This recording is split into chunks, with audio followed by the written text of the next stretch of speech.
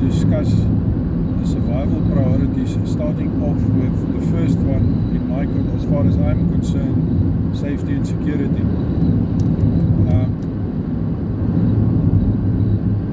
If we have to be honest, if you are not capable or able to defend yourself or to take care of yourself, anything else that you have done as far as prepping is concerned is of no use and null and void. What I mean by that, if you are taken out by a bullet, you can have all the equipment and all the kit that you want, and it will mean nothing because you'll be dead. No matter what the threat is, if the threat takes you out, your equipment and your training and your skills that you've got means absolutely nothing because it will go to waste. So therefore I wanted to start off with first of all the security or the safety aspect. The first point I want to make is you have to be able, in any situation, you have to be able to defend yourself. Now how you want to do it and how you are capable and able of doing it depends totally on you. Myself, I have got a firearm that I am trained in using. I will probably be able to defend myself fairly adequately with that firearm. So that would be my first line of defense. My second line of defense would be if I have to go to my EDC that we've also discussed during one of the previous videos. On me I've got a knife. I am more than willing to use that knife to defend myself, and if I have to, I will fight like the third monkey on Noah's Ark's ram. I will fight to the death, and I will use every technique that I've got. So that would be my second method of defense. The third one that I would use is my hands. Those of you that do know me, you know that I am not able to throw a punch anymore with my right hand due to a motorcycle accident that I had. But it doesn't mean I do not have a left hand and palm strikes that I can use, or even my elbows, knees. If I have to, I'll even bite you if I need to defend myself in a life and death situation. So I can also use my physical attributes or my fighting skills to also get myself out of a situation if I have to. Then we also have a less than lethal options that I can use. The first one, like I showed in my EDC video, I do carry a torch with me. I can promise you that torch has got some serrated edges that I can use to strike with anywhere that I can get a hold of you. If I can get a shot in at your face, on your nose, wherever, it's not going to feel good, and you're probably going to think twice about attacking me if you are in that situation. The third option, or the next option that I've got available while I'm in my vehicle, is I've got a less than lethal can of pepper spray that I can use. I'm also fairly trained and able to use that. I've done some training in the military with that. I've done some training afterwards in the security industry that I'm currently working in. I've done training with the pepper spray, and I can use that as well. So that is as far as concerned my ability to defend myself. Your ability to defend yourself has got a lot to do with your mindset and your willingness and your training level. I would say that if you do not have the right mindset, if you've got a shame attitude towards a person or a threat, that threat is probably going to kick your butt. That person that is going to come for you is gonna beat you, because if you've already got that shame, I feel sorry for the poor bloke attitude, he's going to take you to the cleaners. So you have to have the right mindset.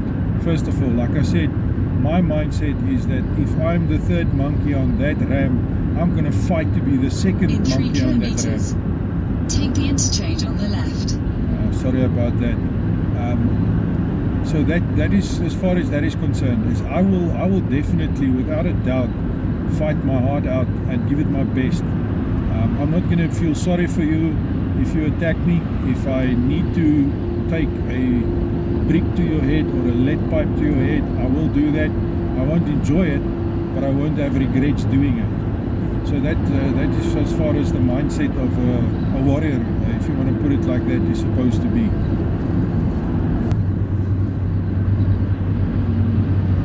Right, with having declared my ability and my mindset to fight, I now want to go to the next phase in saying that I want to express my desire not to fight. The reason for that is very simple. As good a chance as I've got at knocking your teeth out, as good a chance as I've got shooting you in the head, you as a perpetrator has got exactly the same chance of knocking my teeth out and shooting me in the head. So the fact that I can defend myself, I would prefer not to. So how are we going to do that? It basically comes down to this. You have to be situationally aware. You have to be aware of what's happening around you. In the prepping community and in military terms, we're talking about having your head on a swivel or keeping your head on a swivel. This basically refers to, you will see me do this as well, where I will observe what is happening in the surrounding areas. I will observe who's where. I will observe at the stop street or a robot. I will observe anyone that is approaching the vehicle. Where is his hands? What is his hands doing? What is his face expressing to me? Does he look nervous? That type of thing. So I want to observe and to have my awareness of what my surroundings is and what's happening in my surrounding to the top notch. I want to be as prepared and as vigilant as possible. So that would be the thing, is to keep your head on a swivel. To also assist you with that is have a look at how people react. If you see that a person is, for instance, like I referred to now, if a person has got his hands in his pocket, you do not know what's in that pocket. You do not know whether he's got a gun, whether he's got a knife or something like that. So keep your distance from that person and have that space so that if anything happens, you've got at least a few seconds to react to that. Another system that I use, that I taught myself and that was taught to me quite a while back, is to actually put your surroundings in a color-coded system. In other words, if everything is fine, there's no threat, you will have code or a level green or code green. When you start suspecting that something might be going wrong, you are going to a code yellow or a level yellow, where you are starting to observe a specific individual more vigilantly to make sure that that person is not a threat.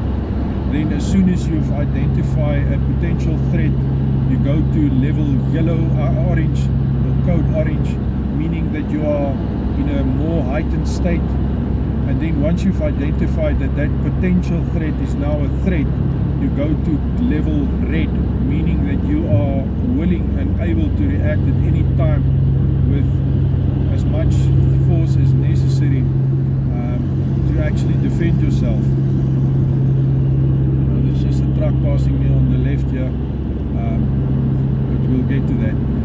And then obviously you go to condition black, where you have to take action. You have to now make a decision on what you're going to do, and you're going to implement that decision, and you're going to take your action that you required. Just to mention here, whenever you're in a situation where you have to apply force or use force, you have to use the minimum force principle. What that boils down to is that you have to use the minimum force to neutralize the threat. Let's say, for instance, you have, let's use an example of here, I have now shot a person and he has gone down. That threat has been neutralized. So the minimum threat or the minimum violence that you need to exert is one shot to get that person down and neutralized. You're going to stop immediately. Anything beyond that is now turning into an illegal action. If you need to knock a guy out and you knock him out with the third shot to the chin, you stop right there and then. You do not continue hitting him while he's lying on the ground, while he's defenseless, because then you have now exceeded the minimum force requirement, and you are now in a position where you can actually be liable for prosecution. So it's very important to apply the principles of minimum force, but I also want to add, while saying that, never use less force than is necessary. I've watched a video earlier today where a policeman had to use his full magazine of 9mm rounds, shooting the guy 8 times before the threat was actually neutralized, before the guy stopped. So if you do need to use force, use the minimum force, but use enough force to neutralize the threat. So that's just my thoughts on that. That's some advice that I can give you.